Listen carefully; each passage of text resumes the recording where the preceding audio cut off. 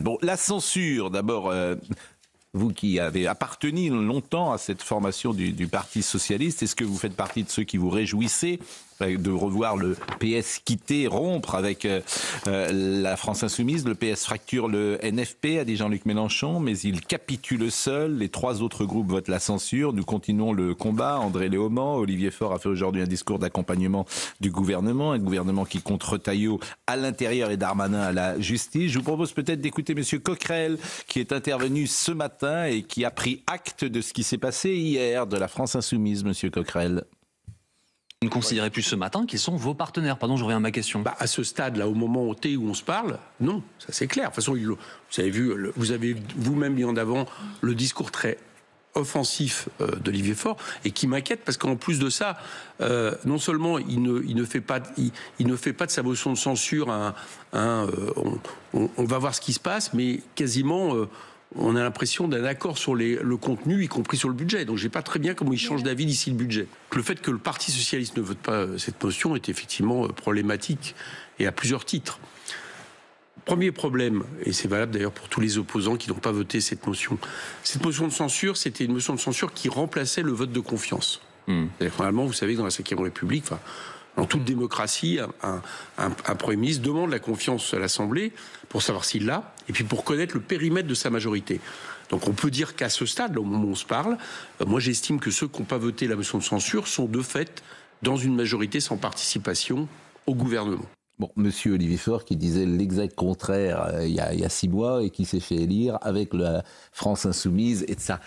Je vous assure, tout ça donne quand même une image de la politique. Et quand on a écouté hier Jordan Bardella, et ça fait contraste avec la clarté, et puis disons-le, un message qui était plutôt intéressant à écouter, on se dit que les prochains mois, les prochains jours vont être difficiles pour le reste de la classe politique. Moi, j'aurais 3 choses à dire sur ce qui s'est passé hier. D'abord, sur ce plateau et ailleurs, j'ai assez souvent dénoncé l'inféodation du PS à la France insoumise pour ne pas me féliciter que André Valigny.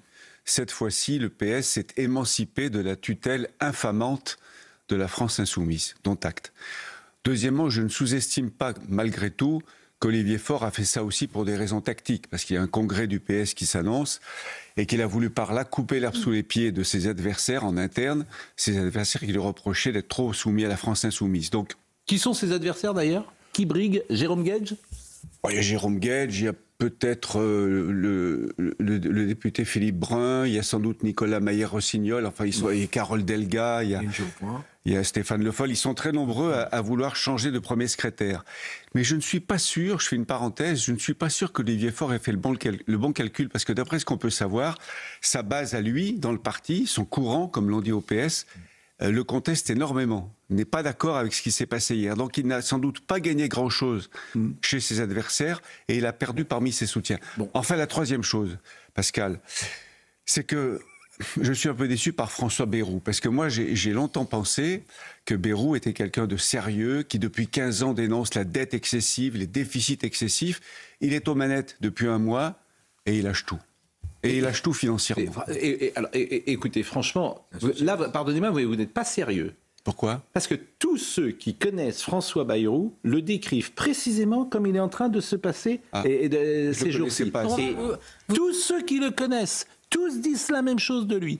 Je comprends pas, vous applaudissez les socialistes. Eugénie Bastier. Vous applaudissez les socialistes de s'être détachés de la France insoumise et vous regrettez que François Bayrou lâche financièrement aux socialistes. Et alors? Non, mais je suis heureux de voir c'est à cause des socialistes qui lâchent financièrement. Je suis heureux de voir que les socialistes se sont émancipés de la France insoumise. Mais je trouve que et les frais de notaire qui augmentent. Mais enfin, les frais de notaire. Les Républicains. Eugénie Bastier. Eugénie Bastier. Moi, vous avez peut-être raison de dire qu'il se détache de la France insoumise, c'est très bien. Mais moi, ce que je regrette, c'est l'inféodation du gouvernement aux socialistes. Et la facture de 3 milliards de sacrifices de la dette publique qu'on est en train de faire, excusez-moi, mais il y a quelque chose de pathétique. Quand on voit les chiffres de la natalité qui sont tombés cette semaine, qui sont catastrophiques, on fait un conclave sur la réforme des retraites, mais c'est absolument pathétique. Oui, notre système est condamné. C'est absolument irresponsable de revenir sur cette réforme des retraites qui était minimale, vu la pyramide des âges qui est en train de s'inverser dans notre pays. Moi, je trouve absolument lunaire. Georges Fenech, les Républicains. Le problème, c'est que personne ne met ses actes avec ses convictions. Les Républicains aujourd'hui, tu es Laurent Wauquiez, tu dis allez je m'en vais. Voilà. Et tu dis à 10h on quitte ce gouvernement. On le quitte, on s'en va. Ça n'a plus de sens.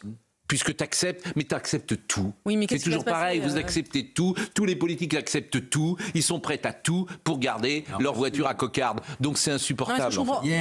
Pardonnez-moi de le dire comme ça, c'est insupportable. Mais si, personne se met en accord avec ses convictions. Il était reçu d'ailleurs hier par notre chef, il a exprimé très clairement. Mais les frais de notaire qui augmentent là, qu'est-ce que vous devez dire ? Il y a un coup de barre à gauche, c'est évident.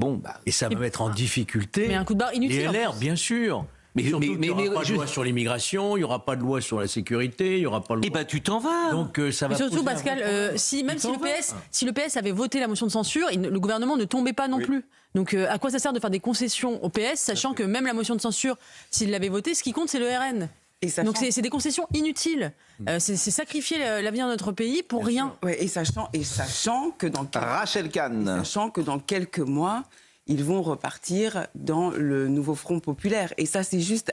Non, mais j'ai eu un échange avec... Sauf s'il y a proportionnel. Ouais, mais moi, c'est le sens. C'est le calcul qu'ils font. Ben, c'est ça le problème. Moi, mon calcul, c'est l'antisémitisme, c'est le climat délétère avec les frères musulmans, c'est la disqualification, la calomnie, et ils sont dans leur petit calcul de congrès, et ils mettent les Français en danger. Donc ça, c'est pas possible. C'est assez minable, si vous me permettez. C'est assez minable. C'est pas glorieux. Je suis bien d'accord avec vous. Écoutez ce que disait Jordan Bardella sur la censure hier. J'attends pas grand-chose de ce gouvernement, mais on ne joue pas avec les institutions. Et ce qui fonde notre différence avec la gauche, qui est, je crois, fondamentale, c'est que la gauche veut abattre les institutions. La gauche veut le désordre. La gauche veut dynamiter la Ve République. Ça n'est pas mon cas.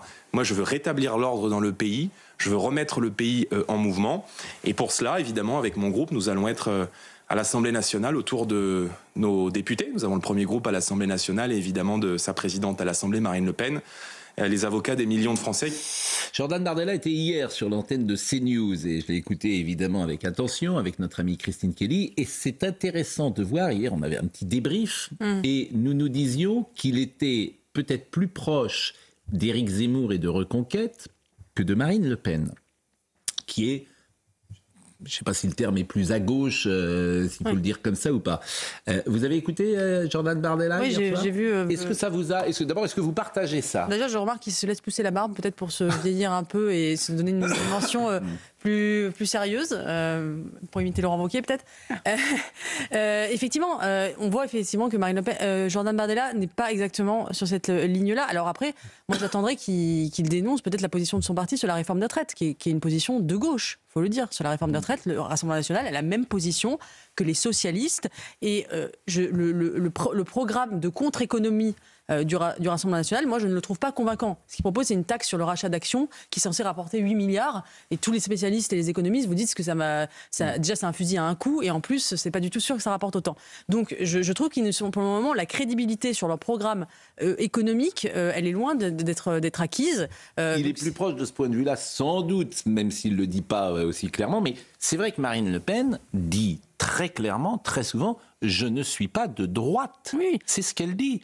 Et sur la retraite, effectivement, comment ? Elle ne dit pas non plus qu'elle est de gauche. Non, je ne vous ai pas dit non plus. Bon. Ouais. Et sur la retraite, alors sur la retraite, on peut en parler pendant des heures, parce qu'on l'avait dit, ceux qui font des métiers extrêmement pénibles, tu n'as pas envie de... J'ai souvent cité l'exemple du plaquiste, tu n'as pas envie de voir un peintre ou un plaquiste à 63-64 ans, qui est déjà très fatigué. D'accord avec vous, là-dessus. Oui. Mais dans tous les pays européens, il y a ce recul de l'âge. Oui. On est les seuls à ne pas le faire. C'est absolument insensé. Enfin, comme le disait très bien justement Vincent Trémollet sur Europe 1 ce matin, on voit les Américains qui envoient des fusées dans l'espace et à côté de nous, on fait un conclave sur les retraites. Il y a quelque chose de lunaire pour le coup. Je suis assez d'accord. Alors écoutons Jordan Bardella, ce qu'il a dit hier sur les peuples qui se réveillent, dit-il. Jordan Bardella, le président du Rassemblement national. L'histoire de notre pays, l'histoire de France est un théâtre permanent, une confrontation permanente entre des hommes et des femmes qui se sont accommodés du déclin de la France et ceux qui précisément ont dit non et ont voulu se lever pour redresser notre pays. C'est ce que Malraux appelait gaulliste de la première heure, la force du non dans l'histoire. Eh bien, aujourd'hui, l'esprit de la soumission, l'esprit de la défaite, l'esprit de la France est trop petite, nous le combattons. Le mouvement aujourd'hui qu'on est en train de voir dans beaucoup de démocraties occidentales, c'est au contraire un mouvement de réappropriation de la politique par les peuples. Les peuples sont en train de se réveiller. Je ne veux pas mettre la discorde dans le Rassemblement national, mais c'est assez zémourien, me semble-t-il, ce qu'il dit. Il a cité Jacques Bainville, qui est un marqueur d'Éric Zemmour, donc il se doute bien, Jordan Bardella, que quand il cite Jacques Bainville, qui était un historien, évidemment, ça renvoie à Reconquête. Alors, c'est vrai aussi que l'histoire de Bardella, elle est proche de Sarah Knafo. Il y a toute une bande, il en parle d'ailleurs dans ce livre, qu'ils étaient ensemble. Ils regardaient, je crois, l'émission On n'est pas couché de Laurent Ruquier pendant des années. Ils étaient potes tous les soirs et ils sont ensemble, effectivement. Des gens plutôt, disons, de droite. Très, très clairement, et chacun a pu remarquer ça hier soir. Je ne sais pas votre analyse, Georges Fenech. Je pense que vous pointez du doigt, effectivement, ces quelques différences qui apparaissent de plus en plus flagrantes, en réalité. Mais ça ne met pas en cause leur fidélité. Jordan Bardella a toujours dit qu'il restait fidèle, évidemment, à Marine Le Pen, qui est la candidate. Mais ça va bien au-delà. C'est-à-dire qu'on pourrait imaginer, effectivement, que toutes ces sensibilités de droite se réunissent dans ce que François Mitterrand avait fait à gauche, avec un programme commun de la droite. Parce que quand vous mettez vieux serpent de mer, ça. Mais c'est pas le mien. Mais de mettre ensemble des gens qui pensent un peu pareil, c'est pas stupide. Ils n'ont pas la même histoire et qui ne pensent pas du tout pareil sur ce qu'a évoqué Eugénie, notamment en termes économiques. Mais cher, ça s'appelle un programme commun. Oui, le PC et le PS ne pensaient pas pareil. Ils n'avaient pas la même histoire. Ils n'avaient pas la SFIO, n'avaient pas la même histoire que le PC pendant la guerre. Regardez ce qu'a essayé de faire Eric Ciotti. Ça n'a pas marché parce qu'il y a eu un barrage médiatique. Et que le cordon sanitaire s'est installé, mais ça, c'est pas en soi, c'est pas incompatible. C'est juste que il y a une interdiction médiatique de le faire, une interdiction politique et médiatique. Eugénie Bastier. Ça ne veut pas dire que ce n'est pas possible. C'est pas une interdiction qu'il ne pourrait pas y avoir une convergence. C'est une interdiction des partis. Ça n'a rien à voir. Non, moi, même pas. Quand j'étais dans ma circonscription, je voyais bien que les militants attendaient ça. Mais il y avait un blocage total au niveau des partis politiques. Ah oui, mais donc c'est pas. Mais évidemment, entre Bruno Retailleau, Bruno. Oui, enfin, tout ça, c'est des bidons. Pardonnez-moi, c'est vraiment bidon, c'est pas la même histoire. Aucun parti n'a la même histoire, c'est par définition. Il y a plus de différence entre Jean-Luc Mélenchon et André Valigny, je suis désolé, qu'entre Jordan Bardella et Bruno Retailleau. Mais ce qui est intéressant là. Rachel Kahn, et après on va écouter ce qu'a dit M. Bardella sur le voile. Oui, ce qui est intéressant là dans l'intervention, c'est qu'il a mis un état d'esprit culture, avec une pensée et avec quelque chose d'extrêmement clair. En revanche, les petites magouilles entre amis des uns et des autres, la France insoumise, le Front populaire, etc., nous troublent et nous empêchent d'avoir une vision. Et là, il a une véritable vision. Je vous assure, quand vous écoutiez Bardella hier soir, et on pense ce qu'on veut de Jordan Bardella, et que vous aviez passé toute la journée à écouter ce qui se passait à l'Assemblée nationale, je pense que les gens qui écoutaient ces discours politiques se sont dit, tiens, il y a peut-être une différence, de niveau. Alors, c'est toujours plus facile quand tu es dans l'opposition, sans doute, que quand tu es au pouvoir. Je vous propose d'écouter ce que dit M. Bardella sur le voile. Moi, je souhaite que le voile soit interdit des bâtiments dans lesquels on a une mission de service public. Mais dans la rue. Donc, l'université. Mais d'abord, commençons par mettre les choses dans l'ordre. Moi, je pense que dans tous les bâtiments où il y a une mission de service public, il ne doit pas y avoir de signes religieux ostentatoires. Et l'école, c'est le cas depuis 2004. Je souhaite que le voile soit interdit à l'université et je souhaite qu'il soit interdit dans les mairies et notamment dans les sorties scolaires. Est-ce que vous êtes d'accord avec ça, le voile interdit à l'université, André Valigny ? Ça ne me choquerait pas plus que ça. Mais sur Jordan Bardella, je ne suis pas d'accord avec vous. Enfin, j'ai suivi un peu son interview hier soir. Rachel, je vous trouve bien naïve. Jordan Bardella, c'est pas Eric Zemmour. Zemmour, il a de la culture. Pas naïf. Et ça fait 30 ou 40 ans que Zemmour travaille beaucoup, lit beaucoup. Je dis pas ça. Il a une vraie culture. Quand vous dites que Bardella, c'est Zemmour, il a bien appris sa leçon hier soir. C'est très superficiel. J'ai dit que. Non, écoutez, peut-être pas vous, mais voilà, Pascal. Merci. Pascal qui est comme ça, en admiration devant Bardella. Vous êtes en admiration devant Zemmour, manifestement, ce qui est quand même une surprise. surprise. Ah non, mais je pense que Zemmour est quelqu'un de très cultivé, je le connais bien, vous savez. Il a beaucoup travaillé, il connaît l'histoire, il connaît la philosophie.